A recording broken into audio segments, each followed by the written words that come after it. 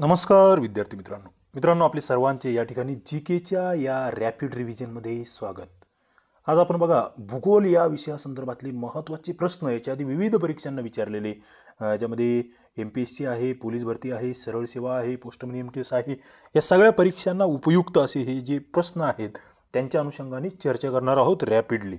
Okay, खूप सारे प्रश्नांची उत्तरं तुम्हाला या ठिकाणी भेटतील आणि तुम्हाला बरेचसे प्रश्न या ठिकाणी विचारले जातील।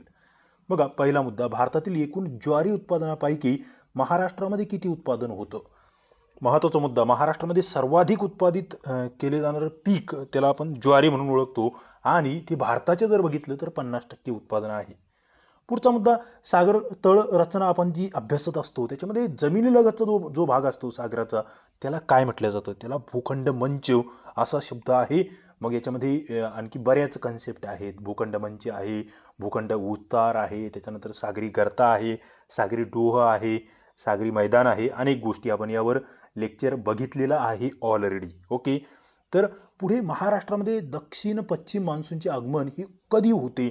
मित्रांनो, जूनचा दुसरा आठवडा। आपल्याला माहिती आहे की आपण साधारणतः 7 जूनला महाराष्ट्रामध्ये मान्सूनचं आगमन होतं असं म्हणत असतो। ओके, दक्षिण पश्चिम मान्सून असं याला म्हटलं गेलं आहे। मग हे दक्षिण पश्चिमला दुसरा शब्दप्रयोग कोणता, ती उपदिशा आपण कोणत्या नावाने ओळखतो, हाही तुमच्यासाठीचा महत्त्वाचा प्रश्न या ठिकाणी आहे। पुढे, जर ग्रीनिच येथे सकाळचे 6 वाजले तर जेथे 2 वाजलेले असेल तेथील रेखावृत्त काय? मित्रांनो, आपण रेखावृत्त त्याच्यामध्ये मग ते एका एका अंशामध्ये पडणारा फरक वेळेचा या संदर्भात भूगोलाच्या लेक्चर्समध्ये बघितलेलं आहे। डिटेल याच्यावर 2 लेक्चर्स मी घेतलेले आहेत जे तुमच्या कोर्सला उपलब्ध आहे। इथे जर बघितलं तर 60 अंश पश्चिम रेखावृत्त हे त्याचं उत्तर येतं। ते काय येतं ते नक्कीच तुम्ही कमेंट बॉक्समध्ये सांगाल। पुढे मी जातो आहे। पुढचा मुद्दा या ठिकाणचा बघा, इथे थोडंसं तुम्हाला एक आयडिया मी देतो। या ठिकाणी बघा 6 आणि 2 जर बघितलं तुम्ही, 2च्या नंतर वाजणार आहे 3, नंतर 4, नंतर 5 आणि नंतर 6। या ठिकाणी जर बघितलं तुम्ही 4 तासाचं अंतर आहे। मित्रांनो, एका तासाला 15 अंश एवढं त्या ठिकाणी आपल्याला ते रेखावृत्तामधील अंतर लक्षात घ्यावं लागत असतं। 15 चूक 60 आणि ते कुणीकडे पश्चिमेला ग्रीनिचच्या, कारण की ग्रीनिच हे 0 अंश रेखावृत्त म्हणून आपण ओळखत असतो। हा एक थोडक्यातला या ठिकाणी या प्रश्नाचा सारांश म्हणता येईल। पुढे मी जातोय, गोदावरी नदी महाराष्ट्रामध्ये त्र्यंबकेश्वर येथे उगम पावते। मित्रांनो, त्र्यंबकेश्वर हे नाशिकमध्ये आहे आणि ही गोदावरी नदी महाराष्ट्रातील सर्वात लांब नदी आहे। पुढे मग ही वाहत असताना आता इथे त्र्यंबकेश्वरला इथे याला ब्रह्मगिरी पर्वत रांगा असं सुद्धा म्हटलं जातं, हे तुम्हाला नक्कीच माहीत असलं पाहिजे। पुढे मग ही नदी नाशिक असेल, त्याच्यानंतर औरंगाबाद असेल, पुढे नांदेड वगैरे अशा जिल्ह्यांमधून जात असते। बीडचा काही भाग त्या ठिकाणी ती कव्हर करते। गोदावरी नदी तिच्यावर वसलेले काही महत्त्वाचे ठिकाणं ते तुम्हाला माहीत असले पाहिजे। ते म्हणजे नाशिक त्र्यंबकेश्वर असतील, पुढे आपलं औरंगाबादमधलं जायकवाडी आपण पैठण बघतो आहे ते आहे, त्याच्यानंतर पुढे वेगवेगळे ठिकाणं गोदावरी नदीवरील हे आम्हाला माहीत असले पाहिजे। गोदावरीच्या मग उपनद्या उजवीकडून मिळणाऱ्या, डावीकडून मिळणाऱ्या, त्याच्या संदर्भात अभ्यास तुमचा असला पाहिजे। पुढे जातोय, सेतू समुद्रम प्रकल्प, याच्यामुळे पालची सामुद्रधुनी व मन्नारचे आखात जे आहे ते जुळणार आहे, हे लक्षात घ्या। पालची सामुद्रधुनी आणि मन्नारचे आखात, माझा सोपा प्रश्न तुम्हाला आहे। तुम्ही जेव्हा भारताचा नकाशा बघतात, इकडे दक्षिणकडे जातात, तेव्हा ही पालची सामुद्रधुनी आणि मन्नारचे आखात ही कोणत्या देशाशी आपल्याला या दोघांचा संबंध तयार होतो? कोणत्या देशाशी म्हणजे कोणता शेजारील देश आहे की ज्यांना जोडण्याचं काम सामुद्रधुनी आणि या आखात करत असतं? पाकची सामुद्रधुनी आखात। नक्कीच या प्रश्नाचं उत्तर तुम्ही द्याल। भारतातील सर्वात मोठा बहुउद्देशीय प्रकल्प, दामोदर नदी खोरे प्रकल्प। प्रश्न हा आहे की हा कोणत्या राज्यामध्ये आहे? पुढे भारतीय प्रमाणक संस्था, ज्याला स्टँडर्ड इन्स्टिट्यूट आपण म्हणत असतो, ती नवी दिल्ली या ठिकाणी आहे। ओके, पुढे सिमेंट उद्योगामध्ये चुनखडी हा कच्चा माल म्हणून वापरला जातो। मित्रांनो, आपण जर बघितलं मग सिमेंट उद्योग जे आहे, ज्या भागामध्ये चुनखडक जास्त आहे अशा ठिकाणी केंद्रित झालेला आपल्याला दिसून येतो। मग याच्यामध्ये तुमच्या लक्षात येईल काही राज्य, इथे मुख्यत्वे राजस्थानसारखं राज्य असेल, असे राज्य या ठिकाणी आपल्यासाठी महत्त्वाचे आहेत। पुढे भारतातील राष्ट्रीय उद्याने 92 आहे। सध्याचा हा आकडा बदललेला आहे, हे तुम्हाला माहीत असलं पाहिजे। आणि तो किती, यावर तुम्ही अपडेट आहेत का? जर हे अपडेट्स नसतील मित्रांनो तर याचा अर्थ तुमचं वाचन भार कमी आहे। ओके, वाचन कमी आहे, तुम्हाला अपडेट्स, चालू घडामोडी असेल किंवा इतर बरेचशा बाबी असतात, त्याच्यामध्ये मासिक वाचने असतील, वृत्तपत्र वाचन असेल दररोजचं, हे तुम्हाला करावं लागेल। मग तुम्हाला या ठिकाणी अपडेट गोष्टी कळत जातील, पटपट उत्तरं येत जातील। पुढे भारतातील पहिला लोह पोलाद कारखाना कुठे आहे? कुल्टी या ठिकाणी आहे। राज्य कोणतं? तर पश्चिम बंगाल. ओके, पहिला लोहपोलाद कारखाना भारतातील. पुढे प्रशासकीय विभाग किती आहेत, प्रशासकीय विभाग किती आहेत या ठिकाणी उत्तर बरोबर आहे का हा महत्त्वाचा प्रश्न आहे. हा जुना प्रश्न या ठिकाणी विचारला गेलेला आहे. पुढे जगाच्या एकूण भूभागापैकी 2.4% क्षेत्र हे भारताने व्यापलेलं आहे. इथे दुसरा प्रश्न तुम्हाला असा येतो की भारताचे किती टक्के क्षेत्र महाराष्ट्राने व्यापलेलं आहे. 9.something% जे आहेत ते. मग जगाच्या एकूण लोकसंख्येपैकी भारताची लोकसंख्या किती आहे हाही प्रश्न आहे. मग ती 16% की 17%, हे कन्फ्युजन आमचं सातत्याने होत राहतं. ते आम्हाला नीट वाचून घ्यावं लागेल. लोकसंख्या, जनगणना याच्यावर सातत्याने प्रश्न तुम्हाला प्रत्येक परीक्षेला विचारले जातात. पुढे क्षेत्रफळाच्या दृष्टीने सर्वात लहान राज्य गोवा आहे. सर्वात मोठे राज्य आपण याच्या आधीच्या जीकेच्या रॅपिड रिव्हिजनमध्ये बघितलेलं आहे. नक्कीच तुम्ही कमेंट बॉक्समध्ये उत्तर देऊ शकतात. भारताचा पहिला कृत्रिम उपग्रह म्हणून कोणत्या उपग्रहाला ओळखलं जातं, आर्यभट्ट. आणि तो कधी सोडला गेला, 19 एप्रिल 1975 ही ती तारीख आहे. पुढे मध्य प्रदेशातील जी स्थलांतरित शेती आहे तिला आपण बेवर नावाने ओळखत असतो. बेवर.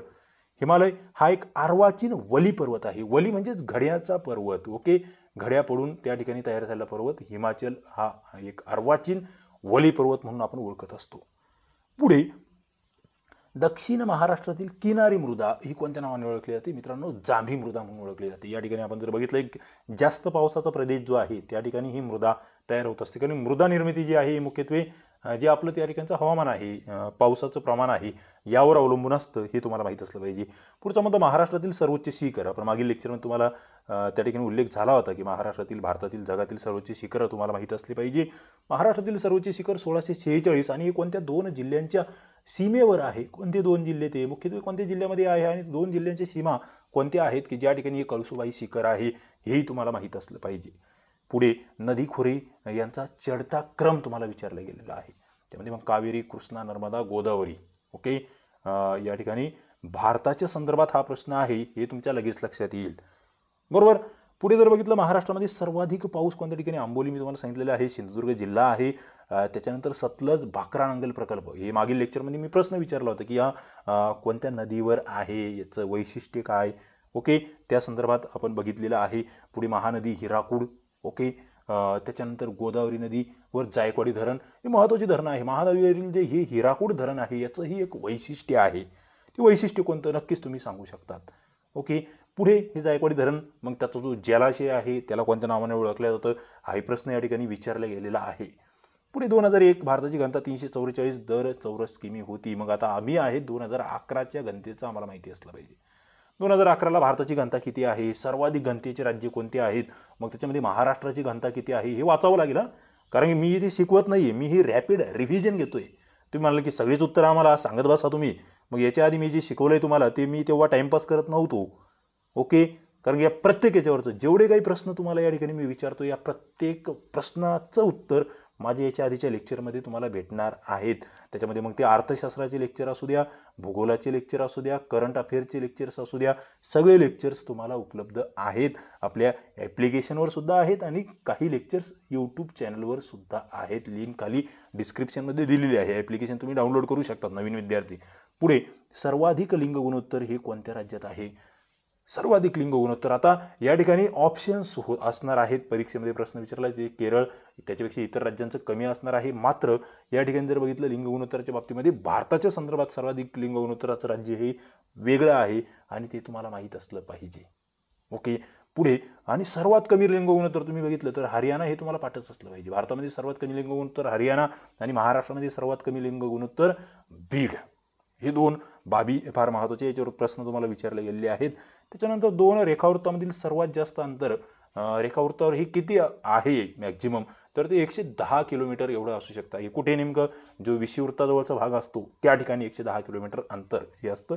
पुढे भूऔष्णिक विद्युत निर्मिती केंद्र कुठे आहे मित्रांनो, महत्त्वाचं आहे. या ठिकाणी गरम पाणी जे आहे त्याच्यापासून ही विद्युत निर्मिती केली जाते आणि हे कोणत्या राज्यात आहे हाही प्रश्न तुम्हाला माहीत असला पाहिजे. हाही प्रश्न माहीत असला पाहिजे. याचं नाव आहे मणीकरण आणि मी स्वतः आम्ही या ठिकाणी जाऊन आलेलो आहे. इथे म्हणजे असं गरम पाणी जे आहे ते पूर्ण त्या नदीमधून एका साईडला गरम पाणी निघत असतं आणि मग त्याच्यावर आधारित त्याची जी वाफ त्या ठिकाणी आहे त्याच्यातून ही विद्युत निर्मिती केली जाते. पुढे भारतात पशुगणना ही दर किती वर्षांनी होते, दर 5 वर्षांनी भारतातील पशुगणना होत असते. पुढे मग तुम्हाला व्याघ्रगणना किती वर्षांनी होते हाही प्रश्न पडला पाहिजे, कारण की लेटेस्टमध्ये चर्चेत आहे आणि माहीत असलं पाहिजे. त्याच्यानंतर भूकंपाशी निगडीत जे तरंग आहेत त्याच्यामध्ये कोणकोणत्या तरंगांचा समावेश होतो, त्यामध्ये पी तरंग आहे, पी वेव्ज म्हणतो त्याला आपण, यस वेव्ज म्हणतो, आणि तिसरं पृष्ठीय तरंग म्हणतो. पी म्हणजे काय, प्राथमिक लहरी, प्रायमरी वेव्ज म्हणतो आपण त्याला, यस म्हणजे सेकंडरी लहरी ज्याला आपण दुय्यम लहरी म्हणतो, आणि तिसरं भूपृष्ठ लहरी किंवा त्याला पृष्ठीय तरंग असं म्हणत असतो. आपल्याला हे 3 तरंग या ठिकाणी माहीत असले पाहिजे. पुढचा प्रश्न जर बघितला, पंढरपूर हे कोणत्या नदीच्या काठी आहे, भीमा नदीच्या काठी आहे. लक्षद्वीप बेटे हे कशापासून बनलेले आहेत, कारण मित्रांनो अंदमान निकोबार बेटं यांची निर्मिती जी आहे ती वेगळी आहे. ते एका पर्वताच्या त्या ठिकाणी रांगा आहेत, त्याची ती शिखरं आहेत, आणि इथे लक्षद्वीप बेटं जर बघितली तुम्ही ही ज्वालामुखीय स्वरूपाची ही निर्मिती तुम्हाला या ठिकाणी दिसून येते. पुढे मग इथे प्रवाळांचा समूह वगैरे त्या बाबीसुद्धा तुम्हाला माहीत असल्या पाहिजे. जायकवाडी बहुउद्देशीय प्रकल्पावरील जो जलाशय आहे त्याला काय नाव आहे, नाथसागर. मी तुम्हाला आत्ताच वरती बोलता बोलता तो प्रश्न विचारला होता. भारतात सर्वाधिक शहरीकरण असलेलं राज्य महाराष्ट्र, किती टक्के शहरीकरण, किती टक्के नागरीकरण झालेलं आहे महाराष्ट्रामध्ये, हे तुम्हाला लेटेस्टचा डाटा माहीत असला पाहिजे. ओके. त्याच्यानंतर सह्याद्रीमधील सर्वोच्च शिखर म्हणून आपण कळसुबाई ओळखतो, याची उंची आपल्याला माहीत आहे 1646 मीटर. भारतातील दुसऱ्या नंबरचे शिखर कोणते हे जर तुम्हाला माहीत असेल तर नक्कीच तुम्ही सांगा, कोणत्या जिल्ह्यामध्ये आहे. हा प्रश्न सुद्धा याच्या आधी आपण लेक्चरमध्ये डिस्कस केलेला आहे. जे विद्यार्थी रेग्युलर लेक्चर्स बघतायत त्यांना माझे हे नवीन जे प्रश्न आहेत ते प्रश्न पटपट सुचतात. जे नवीन विद्यार्थी आहेत, कदाचित तुम्ही पहिल्यांदाच लेक्चर्स बघत असेल तर मग तुम्हाला बऱ्याच गोष्टी तुमच्या डोक्यावरून जाण्याची शक्यता आहे. प्रश्न फार अवघड नाही आहे, मात्र अभ्यासाची गरज आहे. अभ्यासू मित्रांसाठीचे हे प्रश्न आहे. आकाराने सर्वात लहान जिल्हा मुंबई आहे. वीर दासगाव रेल्वे स्टेशन हे कोणत्या जिल्ह्यात आहे, रायगड जिल्ह्यात आहे. त्याच्यानंतर सर्वात कमी लोकसंख्येची घनता असलेलं राज्य अरुणाचल प्रदेश, आणि मग किती आहे इथलची घनता, फार महत्त्वाचा मुद्दा आहे. पुढे सर्वाधिक साखर कारखाने अहमदनगर या जिल्ह्यामध्ये आहेत, हे आम्हाला माहीत असलं पाहिजे. ऑक्टोबरमध्ये जे उष्मा पडतो ज्याला आपण ऑक्टोबर हीट म्हणतो, याचं कारण काय असतं, थंड व कोरडी हवा हे ऑक्टोबर हीटचं कारण असतं किंवा ऑक्टोबर उष्म्याचं कारण असतं, हे आम्हाला माहीत असलं पाहिजे. त्याच्यानंतर राष्ट्रीय संरक्षण प्रबोधिनी पुणे खडकवासला, हा प्रश्नसुद्धा रिपीट झालेला आहे. आपण बघतोय सुंदरबन हे पश्चिम बंगालमधला एक महत्त्वाचा त्रिभुज प्रदेश, जो जगातील सर्वात मोठा त्रिभुज प्रदेश आहे. सुंदरबन हे कोणत्या वृक्षाच्या नावावरून या ठिकाणी हे सुंदरबन नाव पडलेलं आहे. इथे कोणता प्राणी आहे जो इथलचा अत्यंत प्रसिद्ध आहे, या प्रश्नांची उत्तर तुम्हाला देता आली पाहिजेत. पुढे उगवत्या सूर्याचा देश म्हणून आपण जपानला ओळखतो. नीलक्रांती माश्यासंदर्भातली जी आहे तिला आपण नीलक्रांती म्हणतो. महाराष्ट्राचे पहिले मुख्यमंत्री तुम्हाला माहीत आहे यशवंतराव चव्हाण, मात्र यांचा कालावधी काय आहे, यांचा कार्यकाळ काय आहे तो तुम्हाला माहीत असला पाहिजे. दुसरे मुख्यमंत्री तुम्हाला माहीत असले पाहिजे. पुढे भारतात चिपको आंदोलन जर बघितलं तर याचं नेतृत्व सुंदरलाल बहुगुणा यांनी केलेलं आहे, आणि कोणत्या राज्यामध्ये मुख्यत्वे घडलं होतं हाही आपल्यासाठीचा महत्त्वाचा प्रश्न. पुढे ईशान्य मान्सून आहे, याच्यापासून कोणत्या ठिकाणी पाऊस पडतो, चेन्नई, आपल्याला ते राज्य आपण मागील लेक्चरमध्ये कव्हर केलं आहे. तामिळनाडू हे राज्य जे आहे ईशान्य मोसमी वाऱ्यापासून परतीचा मान्सून ज्याला म्हणतो आपण, तो पाऊस इथे पडतो. सम हवामान कुठे असू शकतं, पणजी, कोची आणि चेन्नई, सरळ समुद्राच्या किनाऱ्यावर. पुढे मुंबई हैदराबाद महामार्गावरील शहर सोलापूर आहे. गोदावरी काठी नांदेड वसलेलं आहे. आंतरराष्ट्रीय न्यायालय हेग आहे. नर्मदा व तापी नदी दरम्यान सातपुडा पर्वतरांग आहे. सूर्याचे सर्वात जवळचं ग्रह म्हणून आपण बुधला ओळखतो. जगामध्ये आकाराने सर्वात लहान देश व्हॅटिकन सिटी, तर कागद कारखाना चिंचवडला आहे. तिथे कोडाई कॅनॉल हे ठिकाण तामिळनाडूचं सुती उद्योगाचे केंद्रीकरण मुंबईला झाले आहे. मुंबईतील सहारा विमानतळाला कशाचं नाव दिलं आहे आपण, आंतरराष्ट्रीय छत्रपती शिवाजी विमानतळ असं आपण त्याला म्हणतो. पुढे हैलेचा धूमकेतू आहे, 1986ला दिसला होता. त्याच्यानंतर शूमेकर आपण या ठिकाणी बघतो आहोत.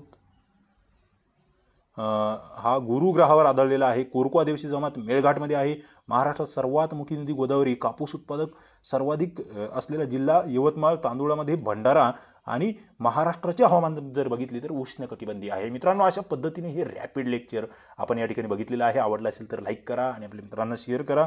नवीन असेल तर चॅनलला सबस्क्राईब करा. या ठिकाणी आपण थांबूया. धन्यवाद.